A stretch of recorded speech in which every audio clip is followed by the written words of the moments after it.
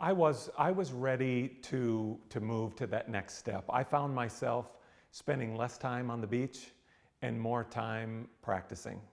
I was seeing the shows, the headliners that would come on, and I started thinking, I could do that.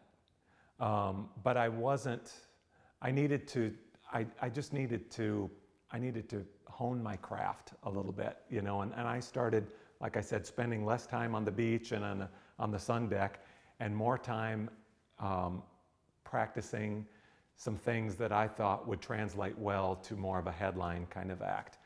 And I signed off the ships in November, gave that first show almost immediately, and the theme of the show was, these are the songs that are most often requested. And one thing that I did, I thought, I'm going to take requests from the audience. I'll play the things that have been requested on the ship, but I'll also do this in real time. So I brought out a clipboard, and I asked the audience from their seat to call out whatever they wanted to hear. Again, this is something that you can't, I mean, I don't know what's going to be asked for at this time, but just, I had a Sharpie and I was writing them down as fast as they could call them out. And I had a legal size piece of paper and I had 2 columns of songs. And then I sat at the piano and swirled these songs together into like an on-the-spot medley. And of all the things that I had prepared for that first show and practiced so long for, because this was going to be kind of my first sort of headlining kind of show, that's the one thing I couldn't practice for because I didn't know what was going to be requested. But it was the most often commented on thing in the lobby. Everyone wanted to talk about that number.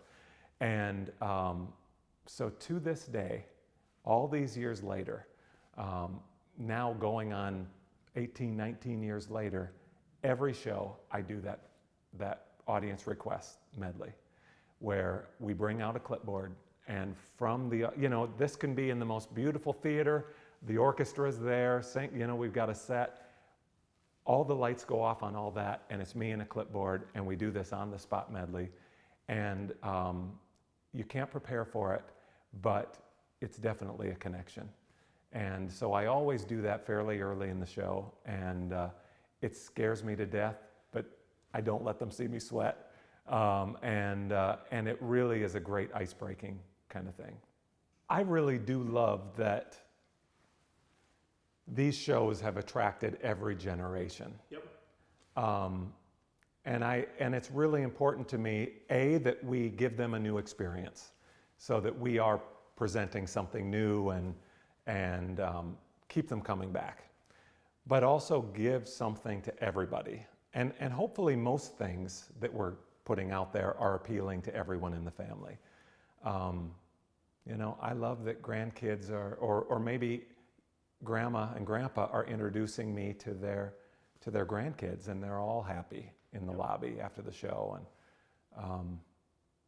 And I think it's just, it goes all the way back to when I was a kid. I do love that older generation, and I feel like, I don't know, they're special, you know, and we have to listen to those people and learn from those people and appreciate those people that we have with us, you know, while they're here.